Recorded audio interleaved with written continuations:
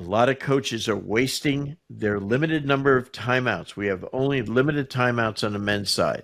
They're wasting their timeouts after they score a basket. One coach took a timeout the other day after his team scored a basket with 13 minutes to go in the second half. He wasted one of those precious timeouts. Several other coaches waste their timeouts after they score baskets, especially in the last minute of play. The clock stops. You don't need to waste it because you're going to need it maybe on the offensive end.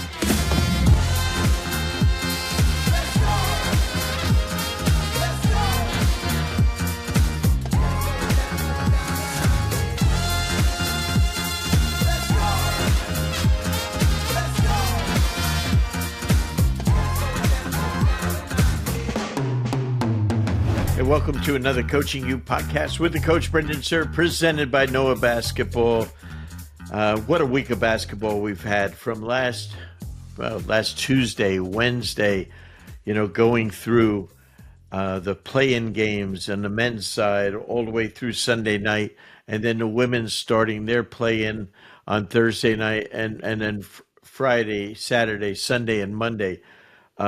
I don't know if I've ever watched more basketball in my life. It was just a tremendous thing how we can go in men's and women's in 3-week period from a 68-team fields on both sides, with the 4 teams playing in, and then getting through all the way down to 32 after one round of games, and then down to all the way after the second round of games down to 16 on both sides.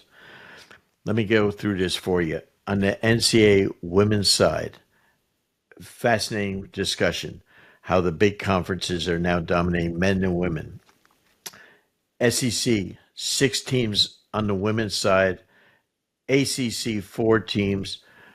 Our Big 10 with 3, Big 12 with 2, and the Big East, the UConn Huskies, as the only Power 4 team not in there. On the men's Sweet 16 side, we have 7 SEC teams, an all-time record for most teams ever to make the Sweet 16 from one conference, 4 in the Big 10, 4 from the Big 12, and 1 out of the mighty ACC, where their one team is favored to win the whole thing in the Duke Blue Devils. One thing that jumps out at me on both sides is the absolute incredible coaching on the men's and women's side. College basketball coaching is at an all-time high. The coaching is absolutely fantastic. 2 different games, and I just want to offer this comparison before we go into each specific one. The women's side, the biggest thing I see is they have really, really defined their game playing 4 quarters. It is by far the best thing to do. The men are missing the boat on this for several reasons, which we'll detail later. But the 4 quarters allow you to do several things. One, the game's doesn't come off as being as long. Biggest thing, after every quarter, you get to reset team fouls so that we don't have on the men's side of a 20-minute half. In the first half, we have a player get 2 fouls, whether it be Cooper Flagg, he's done for the half. Whereas in one quarter, it's much easier. You take a player out. But at the end, in the men's side, we're shooting foul shots to last 12 or 14 minutes of a game the other day. It slows the game down tremendously. Also, the women's side have done a great job with being able to advance the ball the last minute of play, like the NBA and FIBA does, and it really helps. And I think hopefully the men at some point will do that to make a great game even better. Comment on the women's game on their. I think their greatest player, the great Juju Watkins from USC, terrible ACL injury in the first 4 minutes of the game. I was just the word that's being used is absolutely heartbreaking. She is a generational player. I've never seen a woman player, and I love women's basketball, that moves so effortlessly on the court. She's just amazing, and we just hope that she has a healthy recovery, and that she'll, with the great surgeons that they have nowadays, that she'll miss only part of next year. The other thing I want to talk about on the women's side, we have coaching stars on the women's side, absolute coaching stars. Corey Close, you know, and we have Lindsey Gottlieb out in L.A. alone. Those two are absolute coaching stars. The great Kim Mulkey, Gino Auriemma, Dawn Staley, the highest paid coach on the women's side, Kara Lawson, Vic Schaefer, who is #1 at Texas this year. Mark Campbell has come and just taken TCU to a top 10 team. It's just so many great coaches, and so I think you're really going to enjoy that. Let's go through on the women's side the pairings in the Sweet 16, and I'm not going to, since I really enjoy all the teams, I'm not going to. I'm just going to say who the experts are predicting to win. I'm not going to voice my thing because I love the way the games are played. UCLA, Ole Miss. Yo McGuinn, I've known since, back in Florida days when she was the coach at Jacksonville. She is a star that has just taken Ole Miss up notches. She is a star. And they're playing UCLA. Trust me, Yo's teams, they play. Don't be surprised if there is an upset, contrast of styles, but UCLA is the favorite to win the championship. LSU, NC State. I'll tell you what, NC State has a powerhouse team.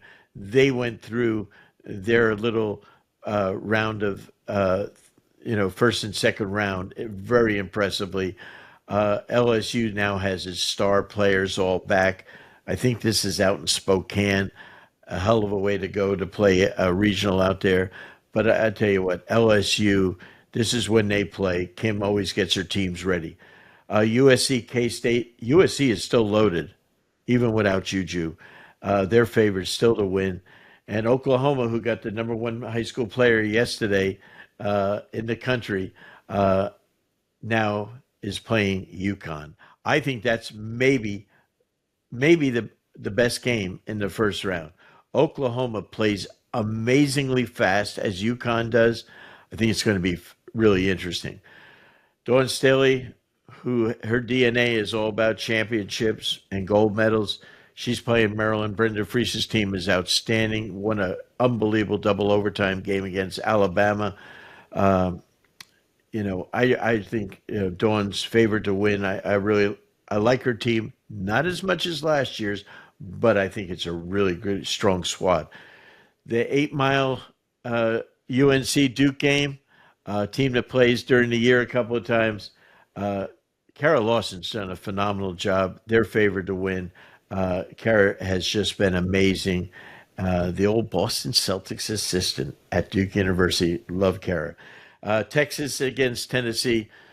Has anyone had a more amazing, fabulous first season ever than Coach Caldwell at Tennessee? Having a baby in the middle of the season, being back in less than a week, right there.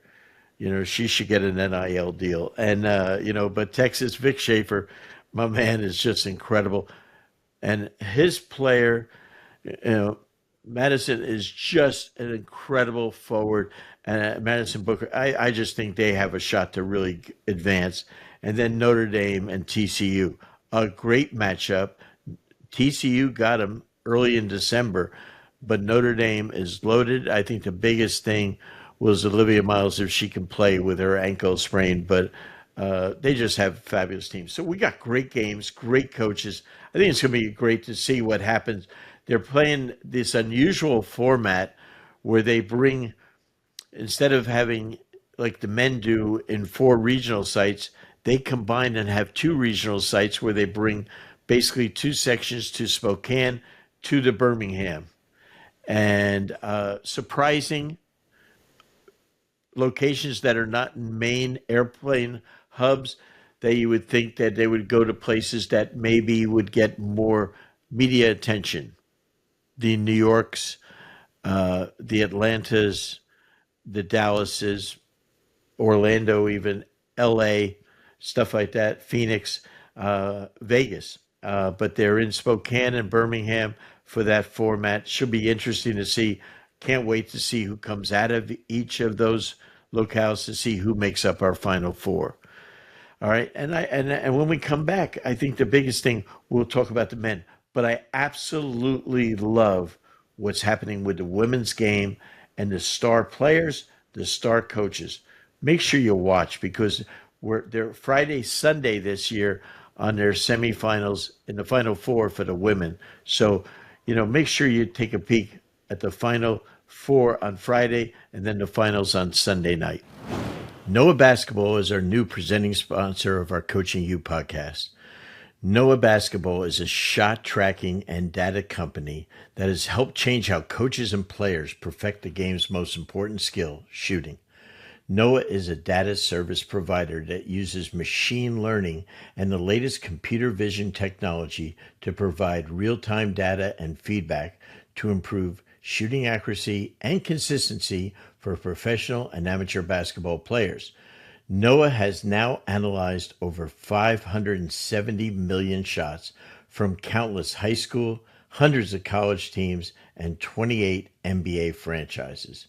The technology is simply amazing. Once the system has been installed, players will be able to get immediate feedback on their shooting arc, left and right positioning, depth, makes or misses, and makes the data available to players and coaches on your mobile device.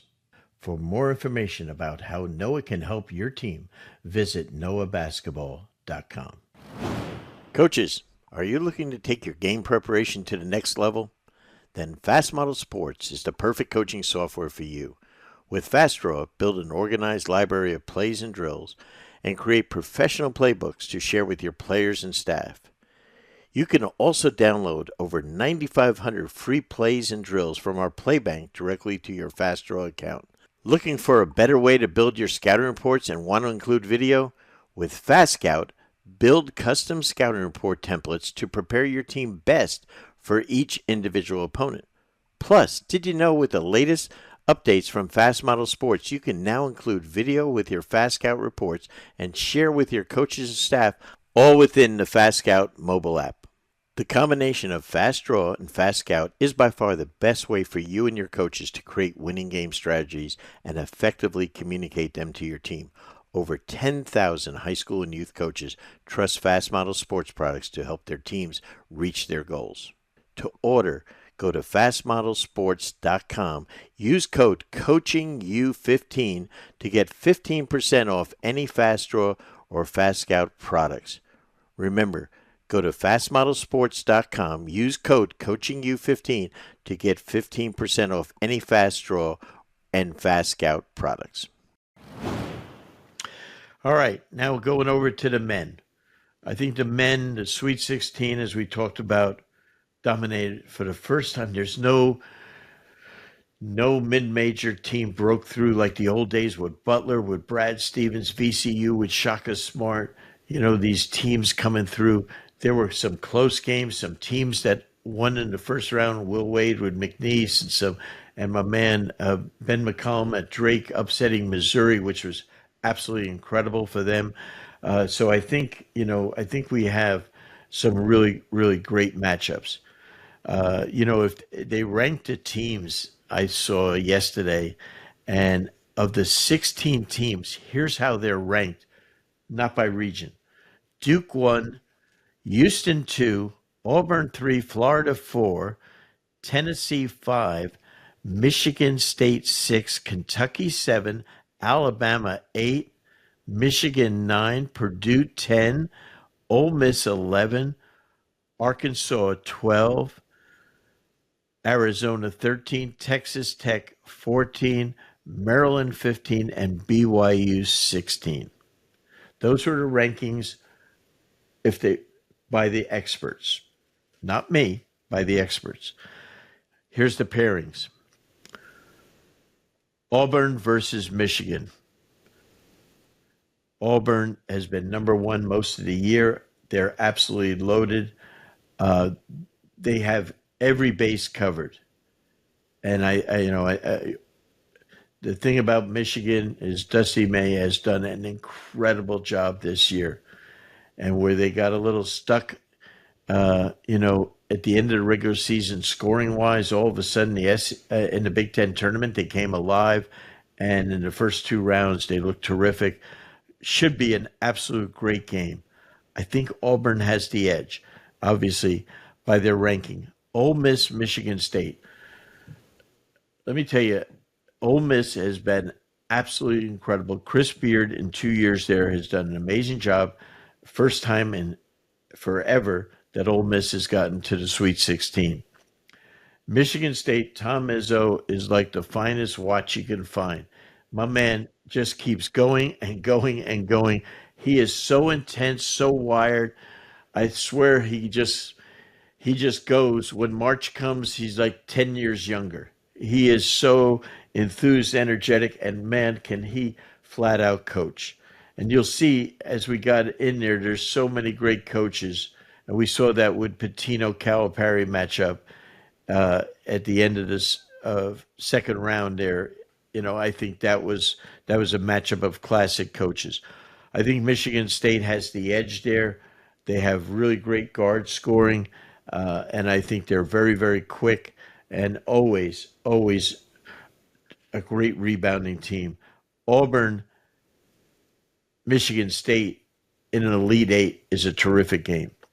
Florida, Maryland, two great young coaches. Florida basically has been my pick as the best team in the country. Consistency, sustainability. I love their four big men inside, the way they can rebound. Their trio in the backcourt is absolutely amazing. And I think what Todd Golden has done there has been absolutely incredible. His third year in the program made it into a national power again. I think Florida has the edge based on the inside play. If Derek Queen gets in foul trouble, even though they have another big guy in Angel Reese's brother, I think you're going to have Florida come out of it. Texas Tech, Arkansas. Texas Tech is some team. Grant McCasland is one hell of a coach, former coach of North Texas State. He's done an incredible job. They are terrific on the offensive and the defensive end. I love their squad. I think they can get Arkansas, which will see an incredible matchup with Florida and Texas Tech in the Elite Eight. When you get to now, I think it's the East where Duke and Arizona, they play each year now, the last 2 years, with each of them winning on the other team's court. Duke, I've never seen a young team play this well. Cooper Flagg is not a one-man squad. He is the best player in college basketball. He's the most consistent player, but he's also the most team-oriented guy. Their team can win if he has 14 points because he'll have 9 rebounds, 6 assists. He is a team win-first guy. He's been that way his whole career. Last year, Mount Verde, 34-0. The guy is an absolute machine. Love the way he plays, but he's a team-first guy. I love Duke beating Arizona. Duke has been dominating score-wise in the first 2 games. I think this will be a close game. BYU, Bama. This game, you better get your popcorn and drinks early because you're not going to have time. These teams will play at the fastest pace in these games. I'll tell you what, Kevin Young has been absolutely incredible. An NBA coach who adjusted to the college game so quickly. His teams play at an amazing pace. They have a 6'9" point guard, great Russian kid. I love him. But they are so well coached at both ends of the court. And I think that's the biggest thing that you'll see. BYU, I think, and Bama.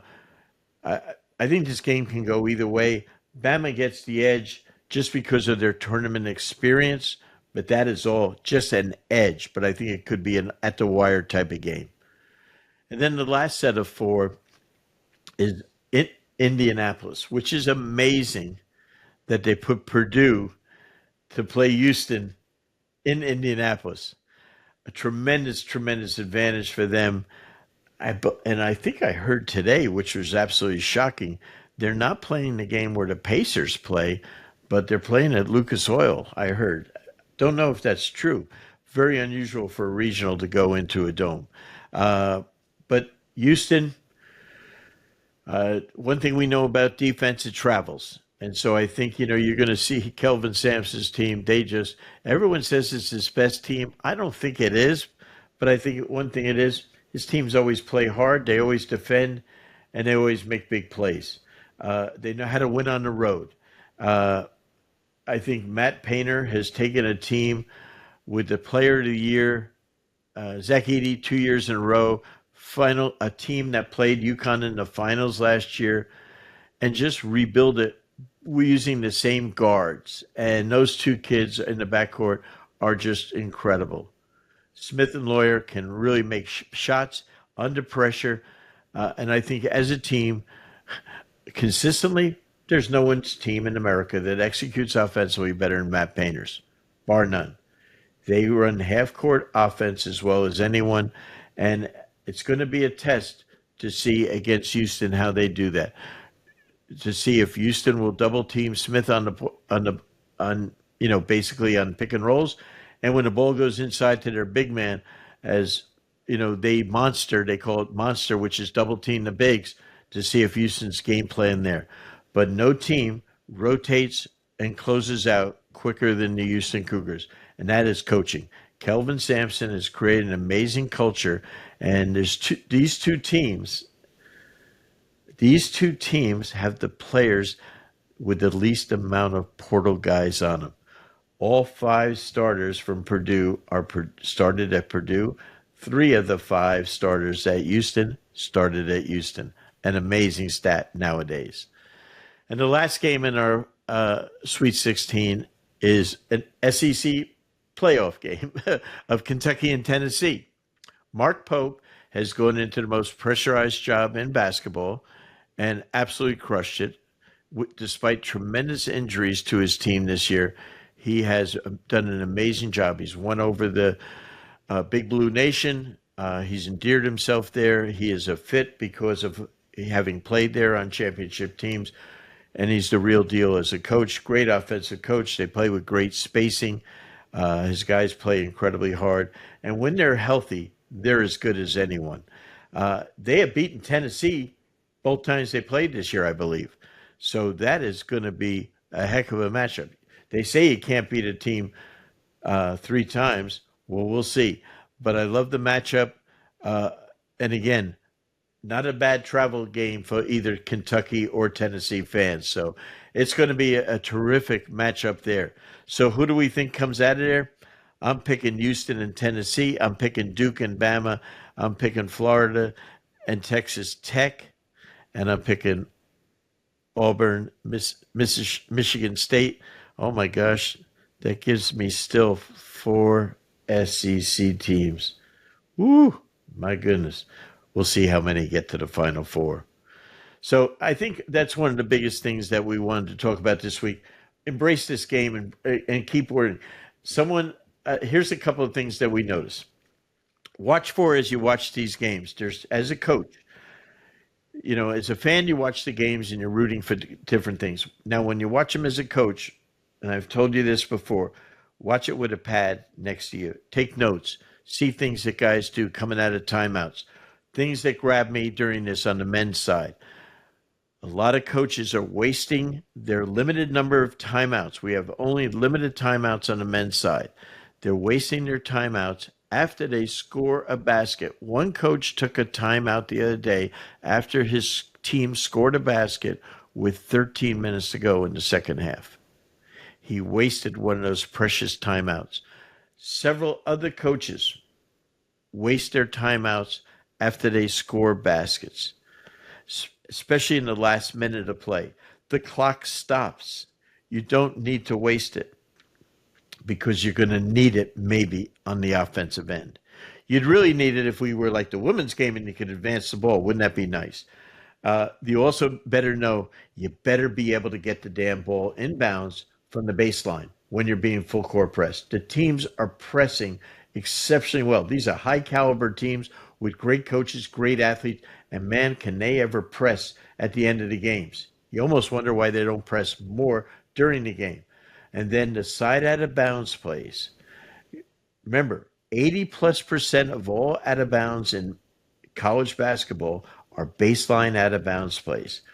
A lot of coaches don't have an extensive sideline out of bounds series. You got to be able to get the ball in bounds under pressure late in games. That's your number one objective, side or under. And I think this is really important.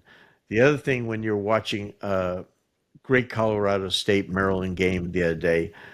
One of the amazing things was when Colorado State sets up and the Kid Lake makes a 3-point shot to put them, up. No timeout, even though there was 7 seconds or 8 seconds to go. Maryland just raced that ball up the court, timeout right in front of Maryland's bench. That is coaching. That is coaching. Because you can't advance the ball, his kids were trained to do that. Other teams might have taken a timeout on the baseline. Now what the hell are you doing? Okay, so they run the ball up. They got the ball with about 4.3 seconds to go. They run a terrific side out of bounds play. If you go back and watch it, a little gate play to the corner. They brought their shooter out to the corner, and then they ran the big fella, Queen, up through the bottom of the gate, the stack, catch the ball at the top of the key, he draws left and makes an incredible shot. No, he didn't walk. Okay, but great play by Kevin Willard. I just thought that's coaching under pressure. Let's see who emerges from the Sweet 16 as a guy or gal that can coach under pressure. Hey, before I let you go, I want to remind you of a couple of things. Number one, we're in the middle of March Madness, so make sure you take advantage of our Coaching U Plus app. Incredible discount during March Madness only. This only runs through midnight of the final game, okay, which I believe is April 5. Okay, so go to coachingulive.com/madness and then use the promo code MADNESS20 and register for a terrific discount. And the 20 is 20% off, okay? I think you'll really enjoy it. This is when you learn. This is when you're going to take advantage of it. Some fantastic stuff we have in content now on there. Okay, and the other thing I want to remind you of is our card is open for those of you that want to come to our clinic, our flagship clinic in Las Vegas, July 12 and 13. NBA speakers, G League speakers, the best coaches in the world are there, July 12 and 13 in Vegas. Go to coachingulive.com/2025. Two things there. Where early bird registration is open for a fantastic discount. But the new thing that we put out this year is that we're now offering staff discounts. If you're bringing basically 3 or more, there's tremendous discounts for you to bring a staff that is unheard of. The price point has never even been close to before. What a great bonding trip for you and your staff. You come out, you spend time, you learn, go to summer league games, great vacation, tell your wife or girlfriend that you're working. Okay. So until the next time we get together, basketball is a glorious game right now. Enjoy the hell out of it. This is the coach, Brendan Suhr.